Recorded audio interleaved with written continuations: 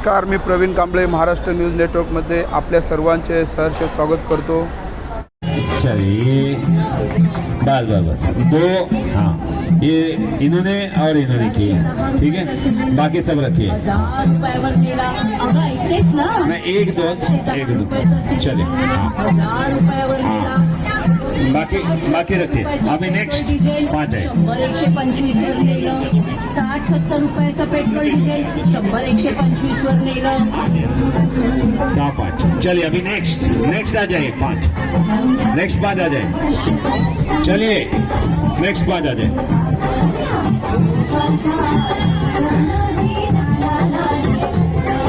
चलिए इसको ब्रेक कीजिए।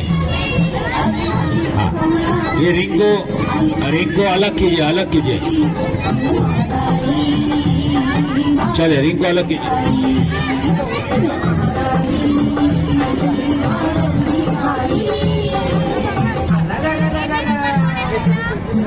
आप भी है ना आ जाइए, उधर जाइए। हाँ रुकिए मराठी क्या सगळे मराठी आहेत? अच्छा दोन्ही भाषेत बोलायचं। कितने साल महाराष्ट्र में रहते हो? हिंदी भाषियों सीखो थोड़ी हमारी भी भाषा,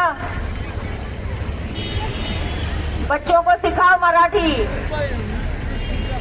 हम लोगों ने यहाँ पर विद्यादाई चौहान है और यहाँ पे सारे पदाधिकारी है, कदम भाई भी है। एक जन जागर यात्रा निकाली है। सारे सोए हुए जो जन है ना, उनका जागरण करना है, हमें उन्हें जगाना है नींद से। नींद का सोंग लिया है पूरी जनता ने।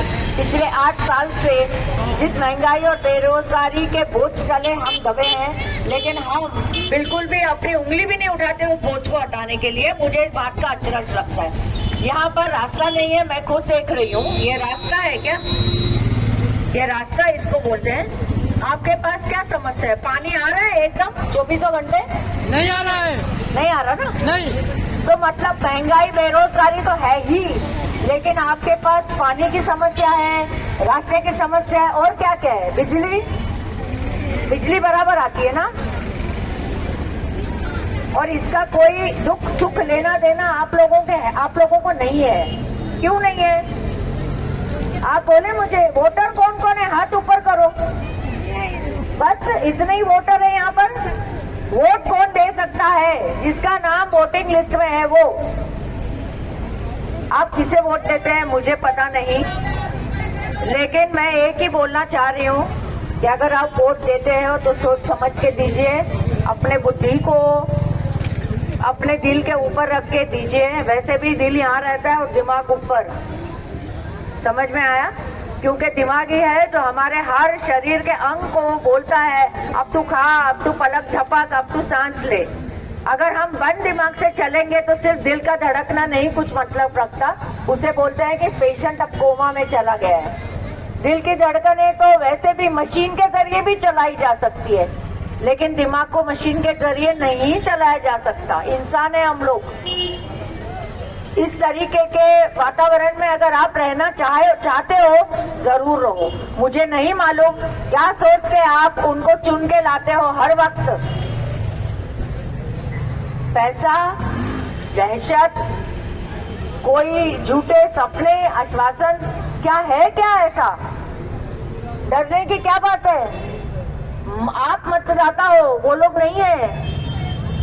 आप देके भूल जाते हो, वो लेके भूल जाते हैं, है ना? कितने आसान है। ऐसे ही रहो, फिर से चुनाव आएगा, फिर मैं आऊंगी, हाथ जोड़ूंगी, पैर पड़ूंगी, और फिर जब आप उनके घर पे जाओगे तो लात पड़ेगी। क्यों? ये कभी किसी ने सोचा है क्या? शहरों में रहने के बाद में शहरों के तौर तरीके लोग सीख जाते हैं। उसके जैसा रहन सहन, गहने, कपड़े, मोबाइल, टीवी, ये सब हमें चाहिए। लेकिन हमें शहरों जैसी सुविधा ना मिले, मुझे फर्क नहीं पड़ता। ऐसा क्यों है? शहर माने बड़ी बड़ी इमारतें होती हैं, थोड़े से चकाचौंध वाली ऐसे बोर्ड वाली दुकानें होती है। आप अंदर जाने की सोच भी नहीं सकते। क्यों ऐसा हुआ? नोटबंदी हुई थी, आपको तकलीफ हुई नोटबंदी की कि नहीं हुई? नहीं हुई, बिल्कुल भी हुई ना। आपके पास बहुत सारा काला धन था क्या? उन्होंने तो कहा था हम 8 साल में काला धन लाएंगे। काला क्या, वो लोगों के पास तो सफेद धन भी नहीं है अभी। काला धन लाने की बात तो बहुत दूर की रह गई है। कितने जुमले किए थे, कितने। YouTube है ना बच्चों के पास, YouTube में जाइए और जो जो हमारे साथ वादे किए थे 2014 में, एक बार उसके ऊपर से नजर घुमाइए। पढ़ना लिखना नहीं आता तो बच्चों को बोलिए 2 करोड़ नौकरियां हर साल, 4 करोड़ नौकरियां कम हो गई है 2014 से। पढ़ना तो दूर की बात है। महंगाई कम करेंगे, 400 की 1200 हो गई है, माने तिगुना महंगाई बढ़ गई है, 3 गुना हर चीज। अगर आप नॉनवेज खाते हो तो 100 रुपए डजन अंडे हो गए हैं, आज ही मैंने पढ़ा पेपर में, है ना। फिर उसके बाद में और क्या क्या बोला था, बोलो बोलो। उल्टे उसके अगेंस्ट जाके उन्होंने, आपको पता है कि 50% लोग हैं वो गरीबी रेखा के नीचे रहते हैं हमारे देश में ऑफिशियली। हाँ, मतलब जो उनके पास फिगर है 50% लोग जो बहुत गरीब है वो 64% जीएसटी देते हैं। जीएसटी पता है ना, हर चीज में लगता है। माचिस खरीदोगे ना, माचिस, उसके ऊपर भी आप 18% जीएसटी भर रहे हो। खाना पीना खाते हो, दूध दही मक्खन पनीर जो भी खाते हो उस पर 5% जीएसटी भर रहे हो। कपड़ा खरीदते हो 18%। आप वड़ा पाव लेते हो उस पर भी जीएसटी। अगर आप किसी होटल में एक दिन चले भी गए बाल बच्चों को लेकर तो आपके बिल के ऊपर 18% जीएसटी लगता है। समझ में आया? अगर आप 100 रुपए का खाओगे तो 18 रुपया सरकार को दोगे। होटल वाला जीएसटी रिटर्न वापस ले लेता है, हमें 1 पैसा नहीं मिलता। बहरहाल तो 10% लोग जो बहुत ज्यादा अमीर है वो सिर्फ 3% जीएसटी भरते हैं। बेवकूफ कौन है? 50% लोग जो 64% जीएसटी भरता है वो ज्यादा अक्लमंद है, या वो 10% लोग जो सिर्फ 3% जीएसटी भरते हैं। क्यों? क्योंकि वो यहाँ से कुछ खरीदते ही नहीं है। उनका जो भी कारोबार है, जो भी है, बाहर के देशों में है। खरीदते तो यहाँ के गरीब लोग हैं, हम खरीदते हैं, आप खरीदते हो, और हर खरीदी पे आप पैसा देते जा रहे हो, उनकी तिजोरियां भरते जा रहे हो, और हम सिर्फ जीएसटी देके अभी तो चीज लेने के भी पैसे नहीं है मेरे पास, तो जीएसटी में कहां से भरूं? तो मेरा बोलने का यही मतलब है कि ये जो महंगाई है, ये जो बेरोजगारी है, उसको धर्म के कवर में रोज बढ़ा चढ़ा के एक नए नए जुमलों में लपेट के आपके सामने पेश किया जाता है। जिस तरह गोलियां होती है ना, आपको बुखार आता है जब, तो गोली अंदर कड़वी होती है लेकिन उसके ऊपर अच्छा लाल हरे रंग का कवर चढ़ाते हैं। बच्चों को लगता है अरे बाबा ये चॉकलेट है, जब वो मुंह में डालता है ना तो मुंह कड़वा हो जाता है। ऐसे हमारे हाल है। आज हमें हर जगह पर सिर्फ झूठ और झूठ और झूठ, जिसकी लीपापोती कर करके चीजें दिखाई जा रही है, जिसमें से सच आपको पता है जनता होने के नाते, लेकिन आप लोग उठना ही नहीं चाहते। आप कुर्सी से उठ जाओगे, घर जाओगे, सो जाओगे, कल से फिर जिंदगी जियोगे। जब कोई आएगा तो आप लाइन में खड़े रहोगे, यहाँ पे एक निशान बनाओगे, मुझे पता नहीं क्या सोचकर। अगली बारी आप जब कभी भी यहाँ पर निशान दोगे, यहाँ पे वोट करोगे, तो अपने लिए वोट करना, जो जीतने वाला है उसके लिए नहीं। उसकी जिंदगी में कोई कमी नहीं है, करोड़ों रुपए खर्चता है चुनाव लड़ने के लिए, उसमें से हजारों रुपए आपके पल्ले पड़ते हैं। तो मेरा बोलने का एक ही मतलब है कि हम सब ने, चाहे वो संसद हो, चाहे वो विधिमंडल हो, चाहे वो आपकी म्यूनिसिपल कॉर्पोरेशन हो, हर जगह पे आपको ये लड़ाई लड़नी है। लीडरों के बलबूते पर कुछ नहीं होना, और इसीलिए यह जन जागर यात्रा हमारी विद्याताई ने और सारे एनसीपी की जितनी भी महिला की विंग है उन्होंने शुरू की है। वो हर जगह जा रही है। पहले उन्होंने पूना से शुरुआत की, फिर वो थाना में, पूरे जिले में आए, मीरा भाईंदर में, और अभी कल से वो मुंबई जाएंगे। तो मेरा बोलने का एक ही मतलब है कि आपसे ताई भी थोड़े बात करेंगी, तो आप ताई को भी सुनिए और मुझे सुनने के लिए बहुत बहुत धन्यवाद। जय हिंद। राष्ट्रवादी कांग्रेस का 13-14 साल यानी 2013 और 14 में जब मोदी साहब सत्ता में आने वाले थे तो उन्होंने ये कहा था कि भाई मैं महंगाई कम करूंगा। कहा था या नहीं कहा था? तो तब गैस 400 रुपए में थी, आज कितने रुपए में है? 1200 रुपए में। लेकिन हम लोग चुपचाप बैठे, कोई पूछता ही नहीं कि भाई ये क्या चल रहा है। पहले मालूम है आपको, मृणालताई गोरे, अहिल्याताई रांगणेकर महंगाई प्रतिकार विरोधी, महंगाई का विरोध करने के लिए मोर्चा निकलता था। जब मंत्रालय में हम लोग जाते थे बेलन लेके तो वहाँ पुलिस आ जाती थी, भाई ये क्या, औरतें इतनी आ गई, डर जाते थे। लेकिन आजकल महिला एकदम खामोश हो गई, कुछ बोलते ही नहीं, महंगाई का विरोध करते नहीं। क्यों नहीं करते? अभी मोदी साहब ने कहा था कि हर साल 2 करोड़ लोगों को नौकरियां, बच्चों को नौकरियां दूंगा। लेकिन नौकरियां यानी 8 साल में 16 करोड़ लोगों को नौकरियां मिलना जरूरी था, लेकिन नौकरियां ही नहीं है। तो ये क्या चल रहा है इस देश में? हम लोग, डॉक्टर बाबा साहेब अम्बेडकर ने हमें संविधान दिया है, हमारी गरीबी और बढ़ती जा रही है। जो अदानी अंबानी जैसे लोग हैं वो एकदम अमीर हो गए हैं और हम लोग एकदम गरीब हो गए। अभी मोदी साहब को देश संभालने नहीं आ रहा है, लेकिन उसके ऊपर कोई बोलता नहीं। क्यों नहीं बोलता? क्या ईडी लगाएंगे या इनकम टैक्स रेट डालोगे? हमारे पास इनकम ही नहीं है, हमारे पास कमाई ही नहीं है, तो इनकम टैक्स कहाँ से आएगा? हाँ, जीएसटी तो ले रहे हैं सब चीज में।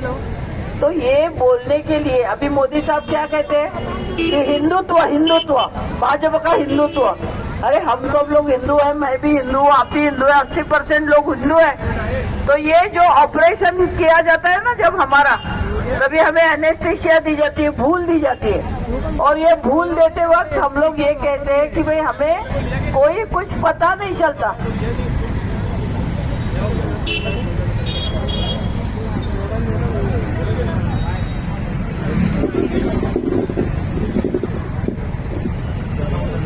क्या एक आदमी अगर चेयर निकालता है ना तो सब डिस्टर्ब हो जाता है। जरा शांति से बैठे, 5 मिनट सुनना है आपको और नहीं।